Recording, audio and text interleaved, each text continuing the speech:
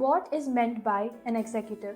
At different levels of any government, functionaries take day to day decisions but do not exercise supreme power on behalf of the people. All these functionaries are collectively known as executive. This executive is in charge of the execution of the policies of the government. Thus, when we talk about the government, we usually mean the executive. Political and permanent executives. In a democratic country, two categories make up the executive. One that is elected by the people for a specific period is called the political executive. Political leaders who make big decisions fall under this category. For example, the Prime Minister of India. People who are appointed on a long term basis are called the permanent executives or civil services. People working in civil services are called civil servants. They remain in office even when the ruling party changes. These officers work on the political executives and assist them in carrying out day to day administration. Example, IAS officers and IPS officers. Ministers versus executives. The ministers are generally said to be more powerful than the civil servants. Do you know why? In a democracy, the will of the people is supreme.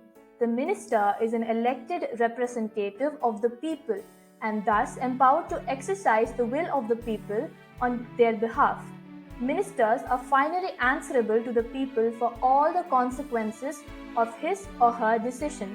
That is why the ministers take all the final decisions. The minister is not and is not expected to be an expert in all matters of his or her ministry. The ministers take advice of the experts on technical matters and then take the decision. Difference between a political and a permanent executive. Political executives. Firstly, these executives are elected by the people for only a specific period of time. Secondly, these include Prime Minister, Cabinet Ministers, and Council of Ministers. Thirdly, they remain in office only for a fixed period of time. Fourthly, they are answerable to the people for all their actions. And the final, they take all the decisions and are more powerful. Now, permanent executives. Firstly, they are the civil servants appointed for a longer period of time. Secondly, persons working in the civil service such as IAS, IPS, IFS, etc. Thirdly, they remain in office even when the ruling party changes. Their time in office is fixed. Fourthly, they are not answerable to the people.